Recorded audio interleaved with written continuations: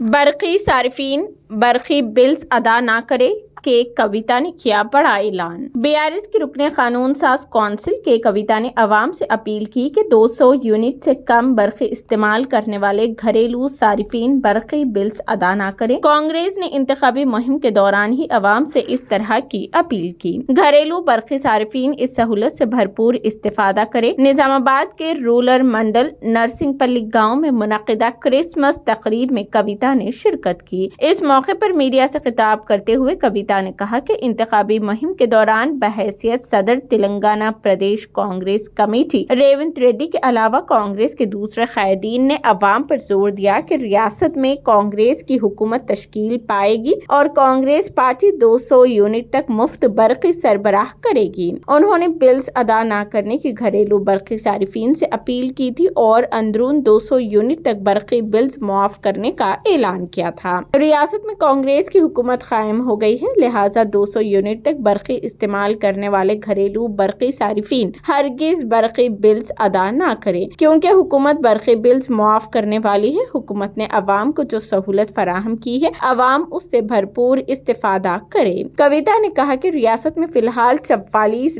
लाख अफराद को आसरा पेंशन हासिल हो रहा है। उन्हें दरख्वास्तें दाखिल करने से इस्तिंजा देते हुए 2000 रुपए पेंशन को फौरी 4000 रुपए पेंशन जारी करने के बजाय नए दरखास्तों की वसूली पर ताज्जुब का इजहार किया। तेलंगाना के देहातों में अवाम को दोबारा कतारों में क्यों खड़ा किया जा रहा है? हुकूमत से सवाल किया गया। दोबारा दरख्वास्तों की तलबी से अवाम को मुश्किलात से दो चार होना पड़ेगा। कविता ने मौजूदा राशन कार्ड होल्डर्स को ही फलाही स्कीमात से फायदा पहुँचाने का ऐलान करने को मज़ाहिया खैज करार दिया है। कांग्रेस पार्टी ने 4000 रुपए बेरोजगारी भत्ता देने का वादा किया था, मगर उसके लिए दरख्वास्त क्यों तलब नहीं की जा रही है? कविता ने कहा कि वोटों के तनासुब में कांग्रेस और बीआरएस के दरमियान सिर्फ 2% का फर्क है। लोकसभा इंतखाबात में बीआरएस पार्टी 62 हलकों पर कामयाबी हासिल करेगी। ఈ రోజు నుండి కొత్త పథకాలకు కాంగ్రెస్ పార్టీ ఇచ్చిన గ్యారెంటీలకు అప్లికేషన్లు పెట్టుకోమని చెప్పి కాంగ్రెస్ పార్టీ చెప్పడం జరిగింది। ఈ సందర్భంగా గ్రామాలలో తిరుగుతూ ఉన్నాం కాబట్టి ప్రభుత్వానికి కొన్ని సూచన చేయాలని చెప్పి భావిస్తూ ఉన్నాం। అందులో మొదటిది ప్రధానమైనది ఆల్రెడీ పెన్షన్ వస్తున్నటువంటి వారికి మళ్ళా కొత్తగా అప్లికేషన్ పెట్టుకునే అవసరం లేకుండా పెన్షన్ వస్తున్నటువంటి 44 లక్షల మందికి కూడా పెంచి 4000 రూపాయల పెన్షన్ జనవరి 1వ తారీఖు నుండి యథాతథంగా ఇవ్వవలసిందిగా ప్రభుత్వానికి సూచన చేస్తూ ఉన్నాం। దాంతో చాలా పెద్ద ఎత్తున పని భారం కూడా ఉద్యోగస్తులపైన తగ్గుతుంది, ప్రజల పైన లైన్లలో నిలబడి ఇబ్బందులు పడేటటువంటి బాధ కూడా తగ్గుతుంది। ఇదివరకే ప్రతి గ్రామంలో దాదాపుగా ఉన్నటువంటి మీ సేవా కేంద్రాలలో ఈ వివరాలన్నీ కూడా ఉన్నాయి కాబట్టి పెండింగ్ అప్లికేషన్ల వివరాలు ఉన్నాయి, ఆల్రెడీ పథకాలు వచ్చేటటువంటి వాళ్ళ వివరాలు కూడా ఉన్నాయి కాబట్టి వాటిని తీసుకొని తక్షణమే చేసుకోవాల్సిందిగా పెంచినటువంటి పెన్షన్ 1వ తారీఖు నుండి ఇవ్వాల్సిందిగా ప్రభుత్వానికి మేము సూచన చేస్తూ ఉన్నాం।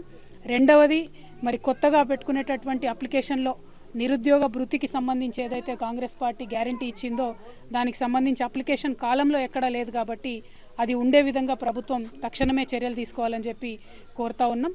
అదేవిధంగా మీ సేవా కేంద్రాలలో ఇదివరకే పెండింగ్ ఉన్నటువంటి రేషన్ కార్డుల అప్లికేషన్లు త్వరితగతిన పూర్తి చేసి ముందుగా రేషన్ కార్డులు అందరికి ఇస్తే అప్పుడు పథకాలు కూడా అందరికి వచ్చేటటువంటి అవకాశం ఉంటుంది కాబట్టి రేషన్ కార్డులను తొందరగా ఇవ్వాల్సిందిగా కోరుతూ మరి ప్రభుత్వం చెప్పినట్టుగా వచ్చే జనవరి 1వ తారీఖు నుండి 200 యూనిట్ల కన్నా తక్కువ కరెంటు వాడేటటువంటి ప్రజలు ఎవరు కూడా నిజామాబాద్ జిల్లా అయినా తెలంగాణ వ్యాప్తంగా ఉన్న ప్రజలైనా కూడా కరెంటు బిల్లు కట్టే అవసరం లేదని చెప్పిండ్రు కాబట్టి జనవరి 1వ తారీఖు నుండి 200 యూనిట్ల కన్నా తక్కువ వినియోగం చేస్తాం అనుకున్నటువంటి ప్రజలు కరెంటు బిల్లు కట్టకండి, లేకపోతే మళ్ళీ మనం అర్జీలు పెట్టుకొని అది లేట్ అవుతుంది కాబట్టి కట్టకుండా ఉండమని కాంగ్రెస్ పార్టీ నాయకులే చెప్తా ఉన్నారు పెద్దలు కాబట్టి కట్టకుండా ఉండండి అని కోరుతూ ప్రజలందరికీ కూడా నూతన సంవత్సర శుభాకాంక్షలు। Thank you. జై తెలంగాణ।